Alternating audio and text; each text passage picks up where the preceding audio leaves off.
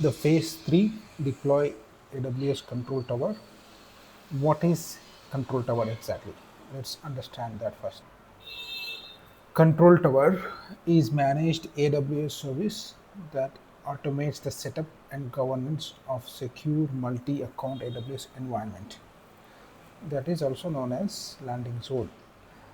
So it orchestrates foundational services like AWS organizations, IAM Identity Center, and helps you enforce compliance centrally, manage users, deploy new accounts rapidly. It orchestrates, brings some kind of automation, so you are not, you don't have to do everything manually. And the key concepts is a landing zone. We already know what is a landing zone: pre-configured, secure, scalable baseline that establishes your environment according to AWS best practices. Guardrails is another concept. Prepackaged rules that maintain continuous governance, security, and compliance across all accounts. Preventive guardrails. Using service control policies to block actions that violate policies. And then detective guardrails. Then the last one is account factory, a standard automated template used to provision new and pre-configured AWS accounts just in few clicks. So these components, it will help us, control tower help us to set up the landing zone. So, but before deploying the landing zone, there are some prerequisites. First thing is you have to decide on the AWS OU structure and the service control policies, what policies you are going to apply to which OU. This decision you have to do. This is a complete planning phase, and what naming convention you are going to use.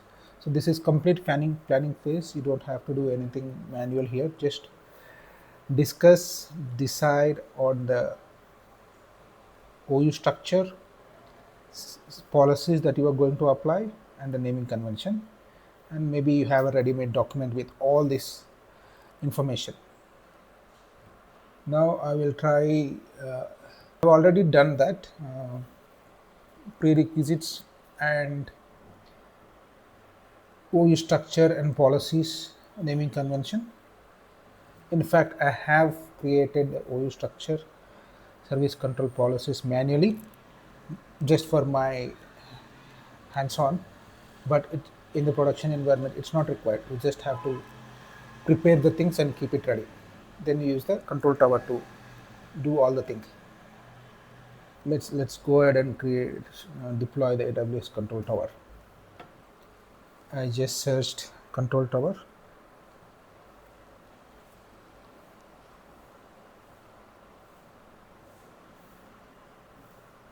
Enable AWS control tower. Here there are two options. Do you want to set up a full environment, or if you already have an existing environment, you just want to enable AWS managed controls? I would go with the first one. Though I already have an environment, I can choose this also, but however I want to see full environment, setting up a full environment. I will go with it. Okay, there is some comparison also. What is the difference between if you want to set up a full environment or just enhance existing one? You can use your existing organization. You can enable AWS managed controls. You can modify all optional service integration setups. You can modify all optional integration during the setup of AWS control, but here you cannot do. You can create new organization. You cannot create a new organization here, but you can create it here, because we are saying organization is already existing. You cannot modify all optional integration settings because there are already some integration settings are already configured. That is the thing. Then we see another one.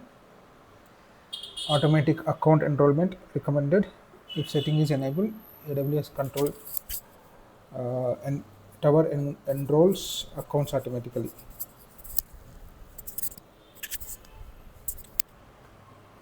When you move them to a registered OU. Okay, let's see.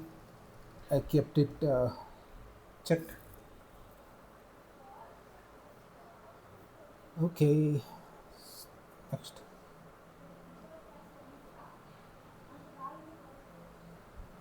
Okay, create organizational OUs. New organizational units.